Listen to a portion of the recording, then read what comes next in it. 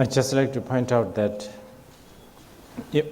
I'm using the Jejin Jasparim, which is mind training text, but I'm not following it very word by word.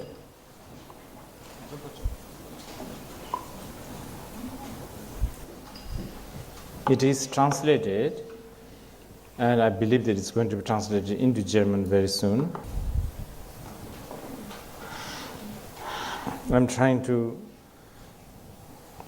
extract and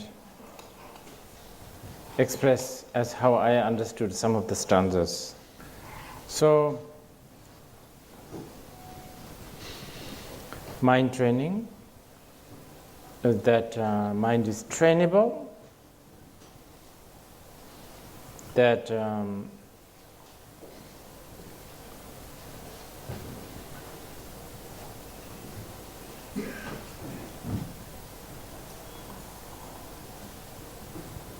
there's a benefit for having trained the mind, and that benefit, the supreme benefit is not just gain some control over the mind, but to actually liberate ourselves from this delusion.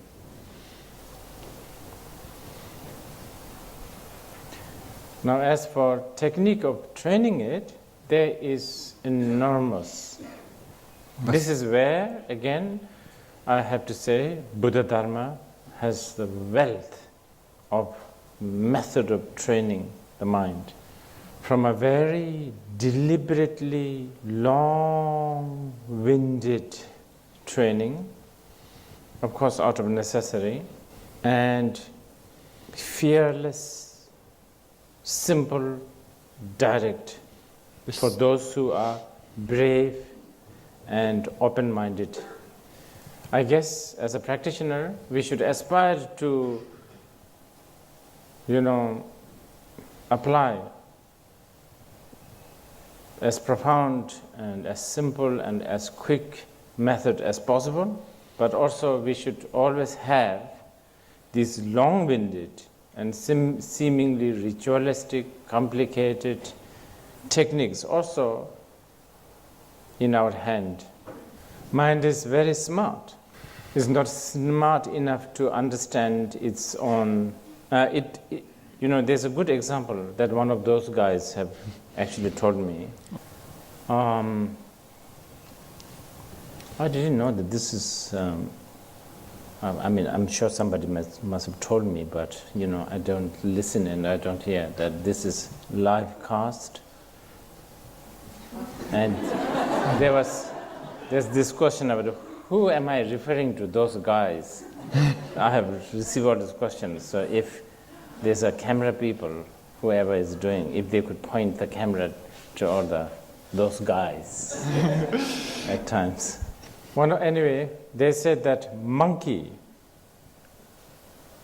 can be trained to dance and standing up and do the somersault and all that, and then they learn, but they don't know how to undo the rope that is being bound by their master.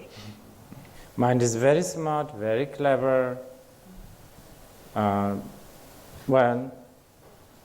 It's very diluted, but at the same time it's very smart, so it plays lots of tricks. So when you are applying very simple, quick, non-ritualistic method, then the mind will play a trick, because the mind knows you want that, you like that, you have tendency towards laziness.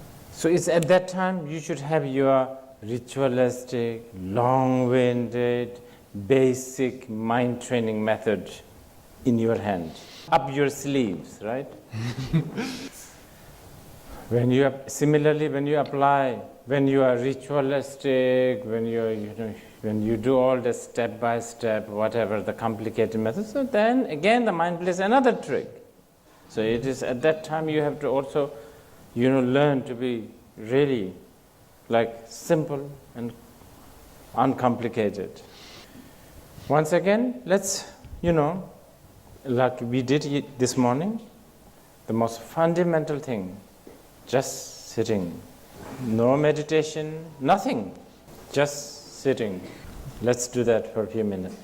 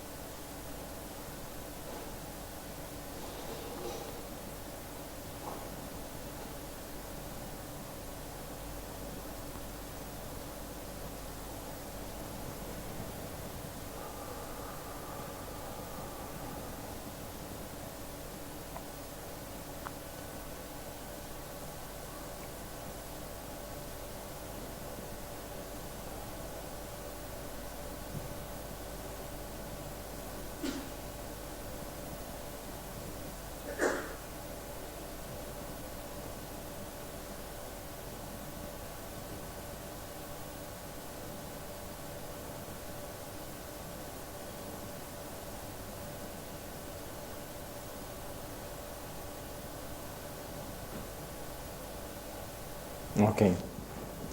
This, again, I'm telling you, is fundamental. It is so precious.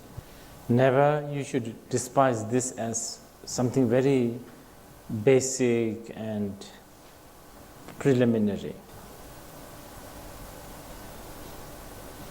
Never you should develop this habit of thinking you need to do something much more than this, which you will end up not doing, and not doing this thing or as something very kindergarten. So you end up doing nothing, basically. Okay? But just, few methods. I will just one after another. The next one is a method encouraged by a Kadamba master called Chekawa. That one has little bit of involvement.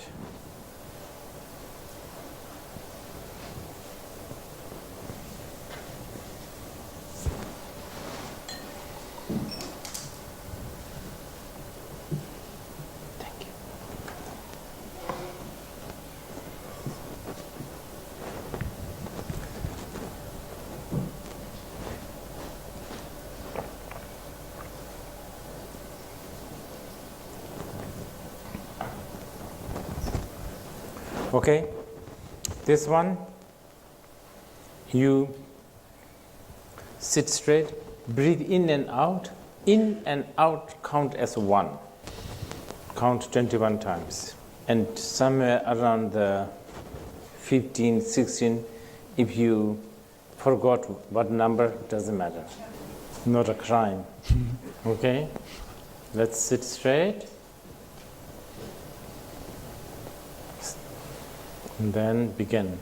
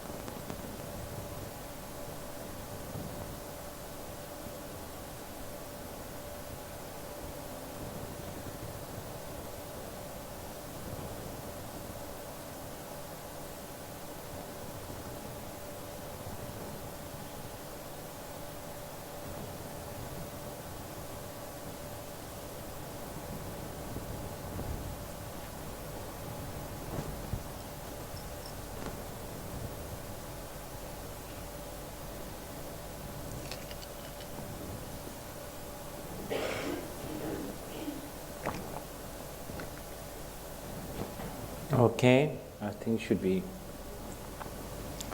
this one. Again, very simple, but priceless. Many reasons. Of course, it's a trick. Counting your breath that hasn't been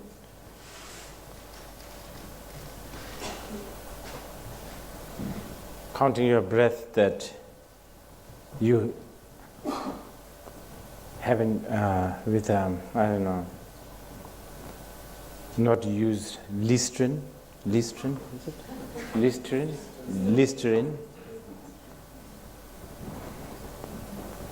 There's nothing special about it actually, but it's a trick.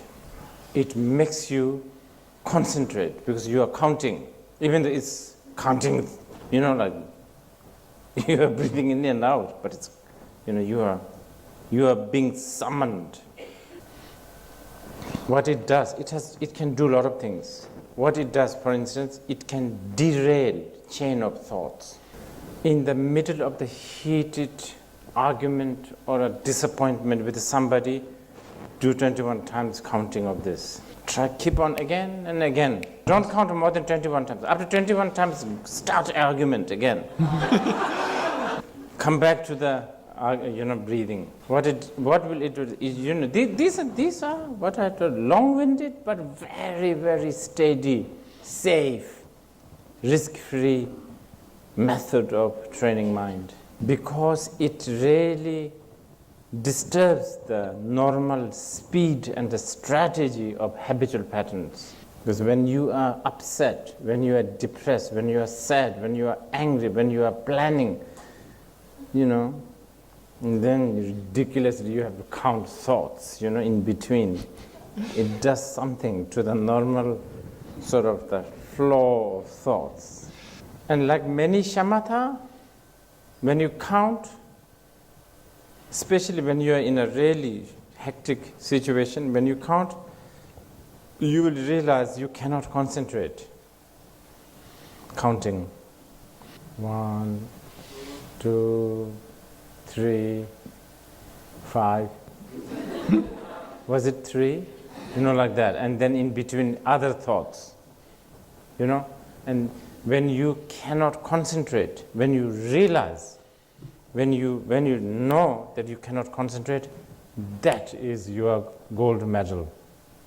That's a realization. That frustration is an award, and you will have a lot of this award. And when there's no more of this award, you will win after 12 years. Then you are doing good. This is from Chekawa.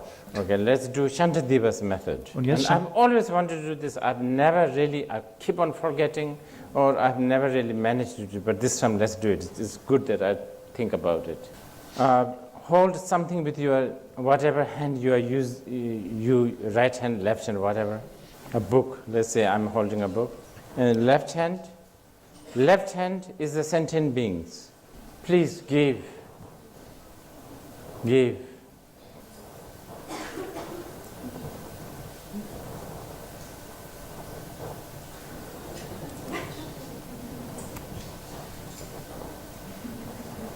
And this, just that alone is it just shows how much compassion these great masters have. They have thought about all sorts of things to really, really wage war to your greed and your attachment and your miserliness and your clinging to the self. So much so, to even this. This shows how pathetic we are, but that's important. But the more popular version of this, let's do a little bit. As you breathe in, you give everything that is good with you, your virtue, your good quality, your beauty, your majestic quality, your, goodness to others. And then when you breathe in, all their negativity, you breathe in. Okay, let's do that. Lass uns das machen.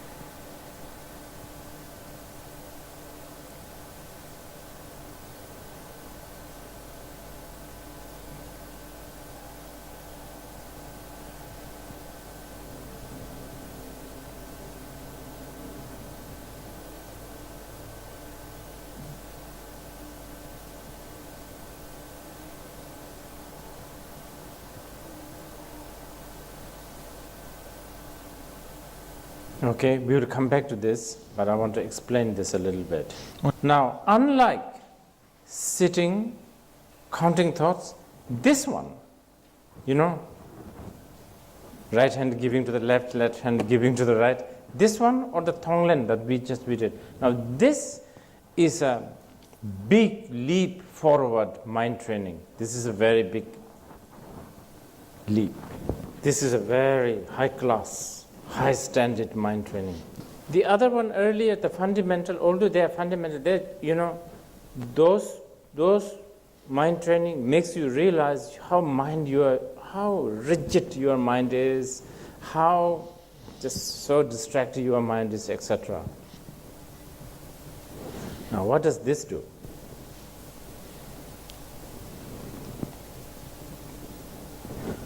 What is the main thing that makes your mind so rigid? Self-cherishing, self-clinging. That need to be trained.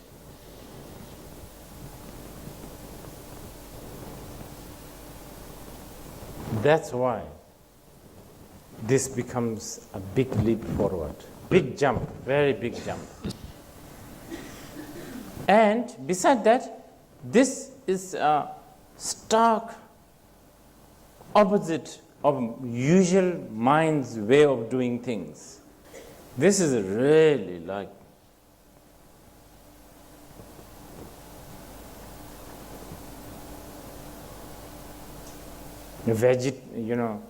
die-hard vegetarian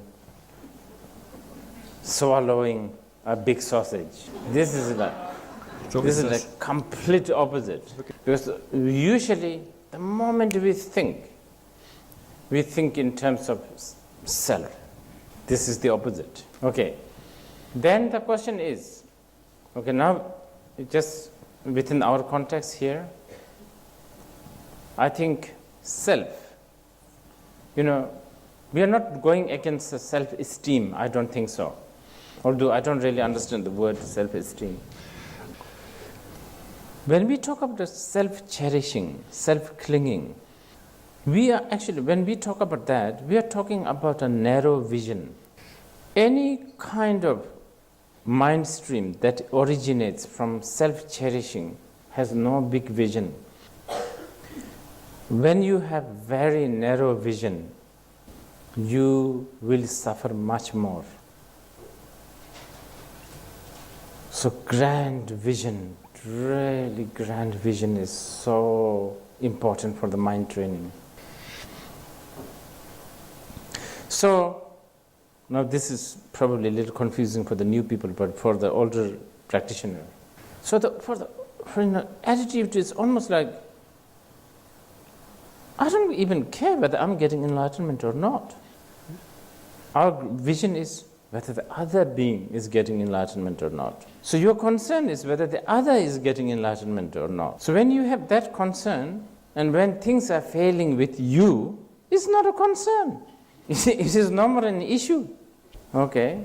You may roam around in the samsara a lifetime after lifetime after lifetime, so be it. The others, I single-handedly, I alone must liberate them. Can you understand the bodhisattvas, the big vision strategy? It is really profound, actually. It's very profound. It's like if your vision is to make 1 billion, loss a few hundred, you don't really care. In your head, it's almost like worth it for investment. You need to do those things, In order to make billions, you need to sacrifice hundreds or thousands. It's big vision. Now, that's a big mind training, very big. It's called bodhi mind, the mind of enlightened mind. Okay. But this is, I'm explaining in a very, very, very limited way, because just, I'm sure that you have heard the word, terms like immeasurable thoughts. This is what I'm talking also. In other words, those of you who are following Buddha Dharma, especially Mahayana practitioners, your aim should never have end. There's no such thing as one day we will reach to our aim and then live happily forever. No. Namki thadu jurba chisamba samje malu thaya deji chisam la danyamu thajurba dagim nolam thaya tesamo. What is it? As long as the sky exists, there's that much sentient beings exist. That much my prayer for that much. If you genuinely hear this, it should already give you a sense of relax and sense of urgency together. You should really work hard. So many sentient beings. But you should relax also because it's a big vision, So sense of relax and sense of urgency, both, really, it comes together. Immeasurable, we call it tse'meba. Yeah, I think this actually,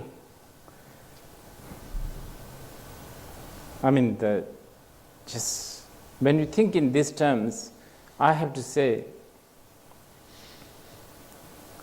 the choice of the word chosen carefully by the great beings of the past, it's just so amazing. Words like vepame, boundless light, immeasurable light. So this immeasurability is a big relief, by the way. It is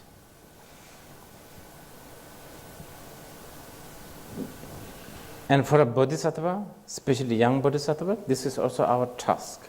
And many times in your head, when you think immeasurability, I know by habit you always think as something very big. It's immeasurable, it's not big. It's neither small, it's not big, it's immeasurable. It does not mean there's no end also. As I was speaking earlier, I was saying as a Buddhist. So one good thought, one kind thought, this very moment counts. And is not wasted, especially if you dedicated this. Yeah. So let's do a little bit more of this Tonglen, breathing in and out. And because now that you have heard the word of immeasurability, you should not even care. What if all the bad things really come to me?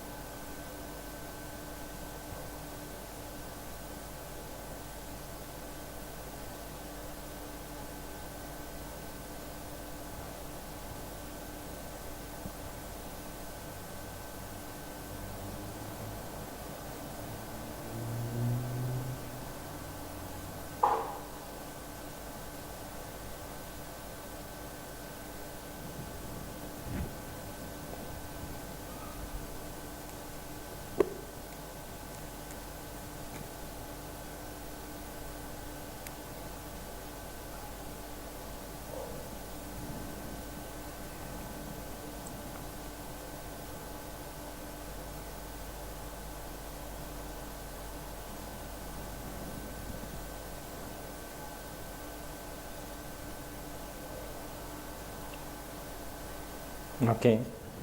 I'd like to talk a little bit about the post-meditation. Post-meditation is equally important, if not even more important. In the post-meditation time, as someone who really wishes to train our mind, what we have to really invest on is, we call it Gevala Komba. Gevala Komba means we have to we must try to do, we must try to remember to get accustomed to things that are virtuous.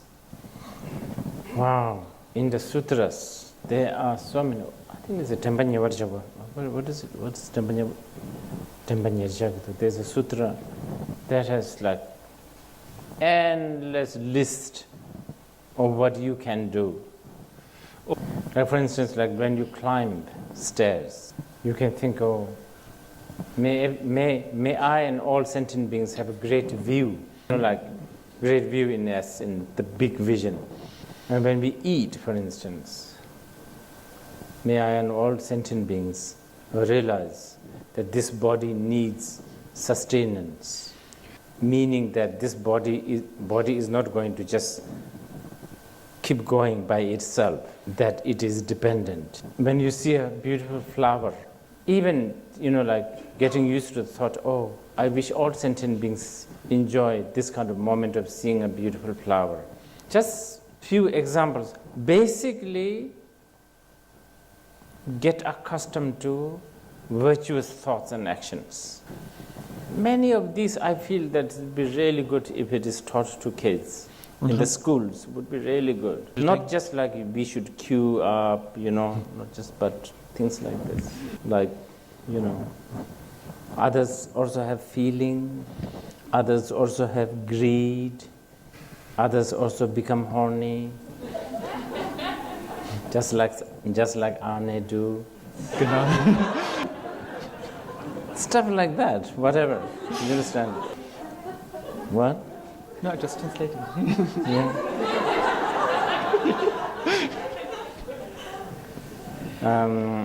Others also get upset.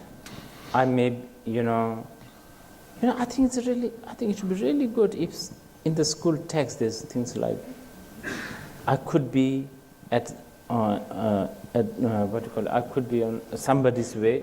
I could be getting in the way. I could be getting in the way of somebody.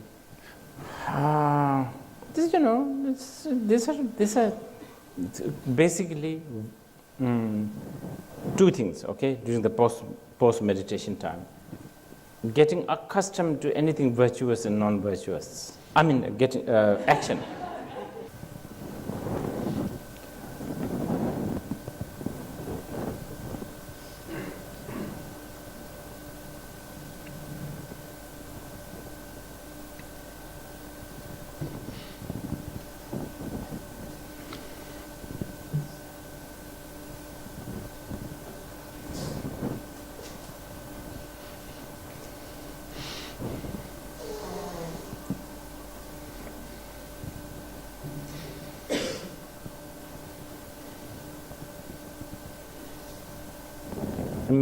And then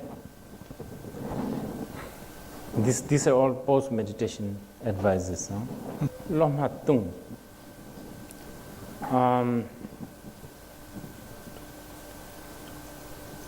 Sense of urgency. Life is running out. Time is running out. This endeavor, the worldly endeavor, even if it has some meaningful, is endless.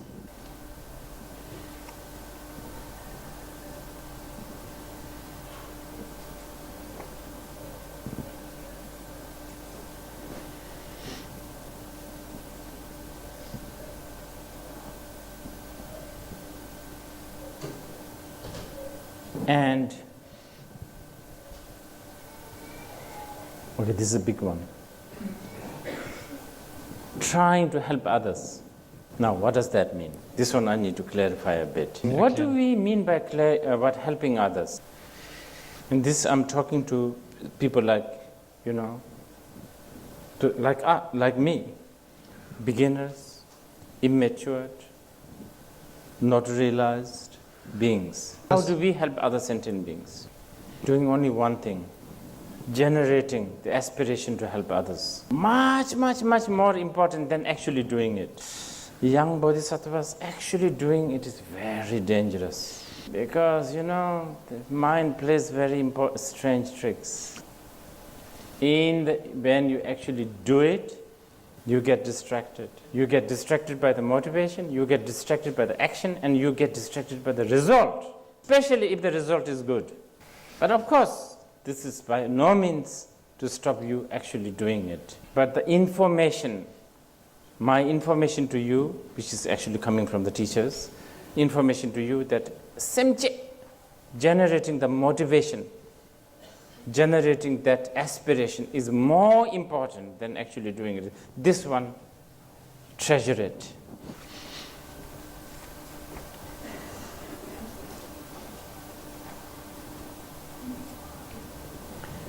Because, being able to exchange other and self, practically, in real situation, until you have achieved what we call first bhumi or stage, not possible. If you generate the motivation of helping others, and you should never despise thinking that, this is just wishful thinking, this is just a wish, this is not really doing it. You should never despise this way. You are underestimating the power of mind. You are underestimating the power of influence. Because if you keep on doing this, it does something to you.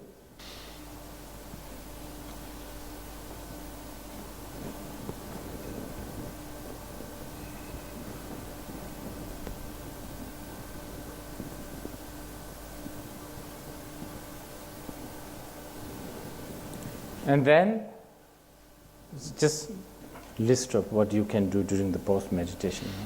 Compassion, so important. And even this teary, weary, wishy-washy, touchy-feely compassion is very good. This compassion, this touchy-feely compassion is the one samjor, how should I put it?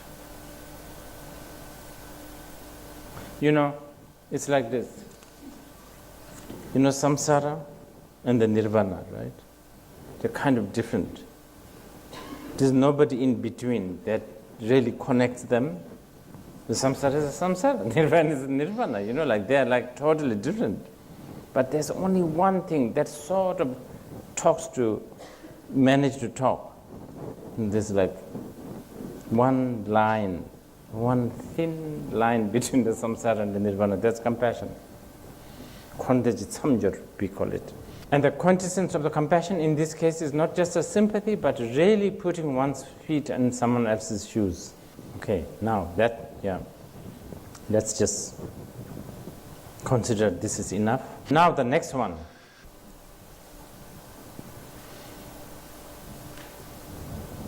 Mind training through vipassana. That's a very big one. Now you are asking for, now this is, of course,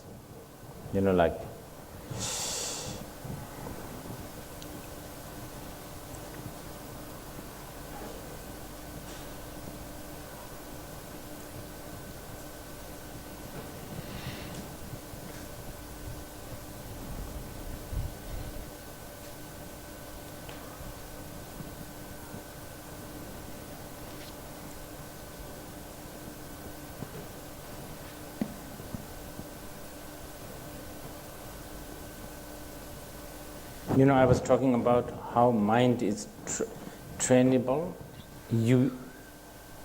Big part is because of the vipassana.